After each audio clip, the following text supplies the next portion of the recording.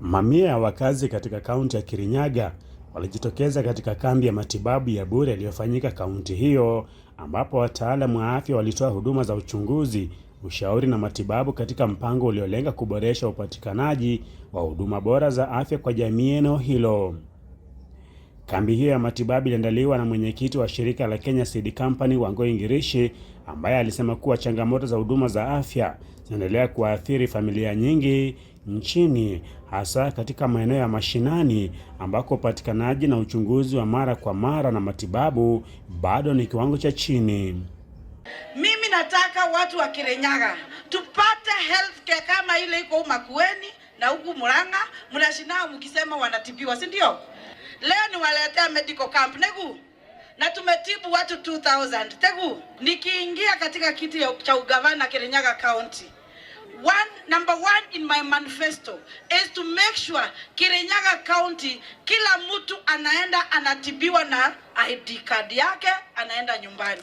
Kila mtu tutakuwa tumetengeneza hospitali ambayo itakuwa ya kimataifa hapa Mwea sub county, so that we make sure watu wa Mwea wakipewa referral wanaenda kutibiwa bure. Walionufaika na huduma hizo walimshukuru Ngirishi kwa kuandaa mpango huo wa huduma za afya na kuomba mipango kama hiyo iendelee kufanyika mara kwa mara ili kusaidia wanajamii walio katika mazingira magumu kupata matibabu. Tumeona wazee wa kongwe wanaletwa, wanahudumiwa, tumeona wengine wanaletwa na magari na mapikipiki, naona watu wa bodaboda wako kazi, wanafanya kazi mzuri wa kuleta watu ili watibiwe.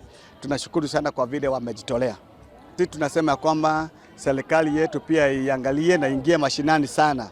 Ikisha ingia mashinani, wajue ya kwamba watu ni wagonjwa na wazidi wafanye kazi. Si ati watu wanaenda kama juzi nimepeleka mtu hapa Kerugoya, tumesumbuliwa sana na mambo ya SHA.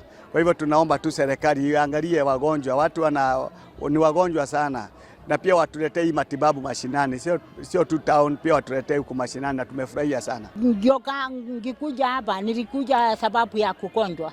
Mimi nagonjwa, wana hii mguu vile inabura. Nikaambiwa ni mbebo hii mguu yapandiwa, naona ile inapura. Nakuja kuchukua ndawa. Ninapata ndawa yote ninapata, hata ya macho, hata ya mguu ninapata yote ninapewa. Serikali inaniambia hata hospitali ilete ndawa, ikuwe na ndawa. Na serikali tuangalie sisi wanawake wale wazee, sisi tuwazee mnaseeka. Na tuku kuna bwana sasa itusaidie. Ni katika mpango huu ambapo vijana walihimizwa kushiriki kikamilifu katika programu za maendeleo ya jamii na kutetea sera zinazoshughulikia changamoto zinazowakabili.